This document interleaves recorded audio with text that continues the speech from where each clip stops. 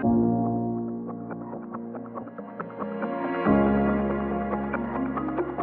teman-teman, semoga kalian sehat semua. Gua dengan Om Opet. Kita akan bahas cara riding skuter yang baik ala Om Opet. Riding position di skuter itu sangat penting teman-teman. Jadi ada dua sebenarnya hal yang terpenting. Satu adalah untuk keselamatan dari ridernya ya. Dan yang kedua adalah untuk keawetan dari skuter kalian sendiri. Jadi dua poin itu yang mengakibatkan kenapa riding position di skuter itu sangat penting. Meminimalisir kejadian tidak terduga selama kita ride skuter ya. Dan yang kedua tadi untuk skuternya sendiri supaya skuternya itu lebih awet. Sekarang gua akan tunjukkan cara riding skuter yang baik dan benar ala Om Opet. Oke, langkah pertama yang harus kalian perhatikan. Pertama kali kalian harus pilih kaki kiri yang di depan atau kaki kanan yang di depan.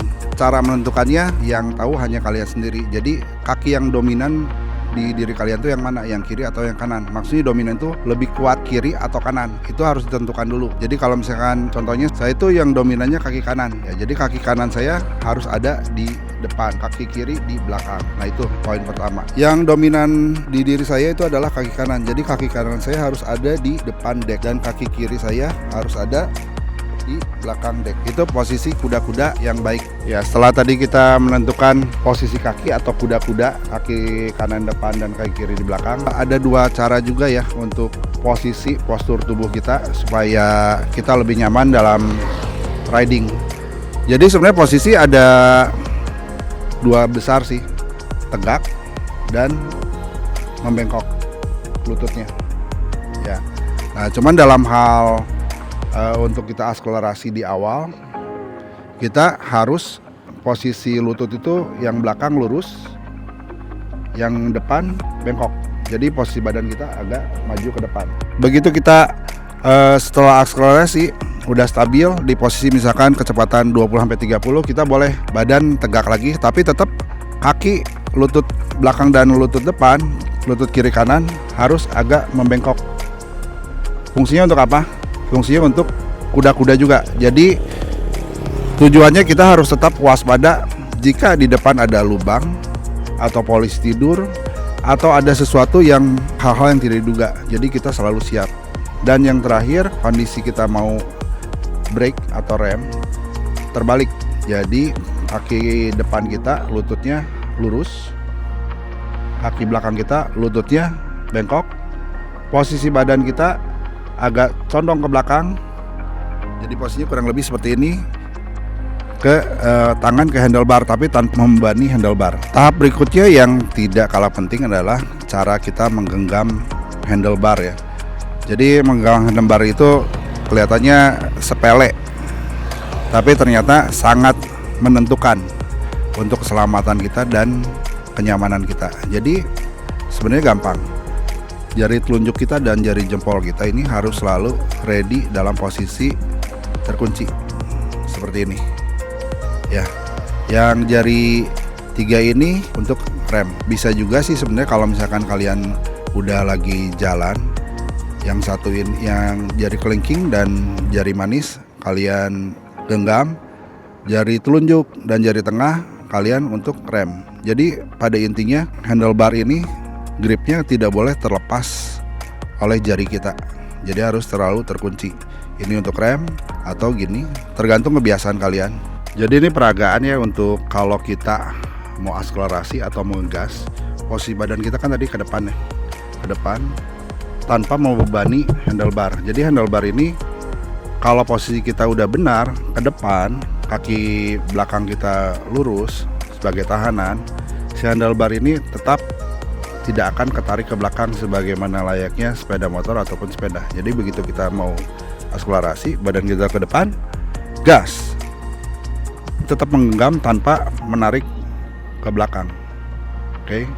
Nah begitu kita mau ngerem, kaki depan kita kan tadi lurus, badan kita agak condong ke belakang. Si handlebar tidak boleh dibebani oleh tarikan ke depan. Sebagai acuan kita untuk berpijak adalah di dek kaki depan. Oke. Jadi ada beberapa tahapan ya untuk kita melakukan pengereman yang baik. Mulai dari posisi tangan kita di handlebar, dua jari ada di tuas rem. Kita bicara remnya normal ya, tidak melakukan rem dadakan. Oke, begitu kita setelah tarik tuas rem, lutut kita yang depan harus lurus ya. Badan kita berarti dicondongkan. Tangan kita tidak boleh membebani atau mendorong untuk di handlebar. Posisi lutut kita yang depan lurus, yang belakang bengkok.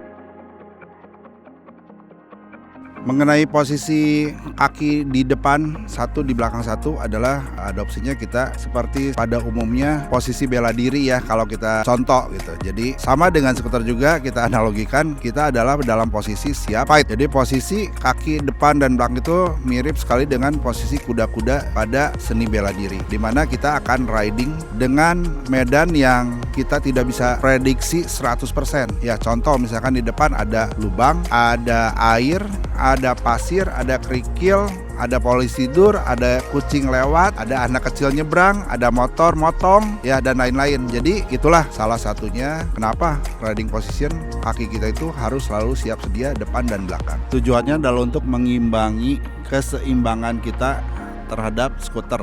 Ya, jadi kenapa tadi kita kalau mau akselerasi badan kita harus condong ke depan. Ya, tujuannya adalah untuk menyeimbangkan sebetulnya.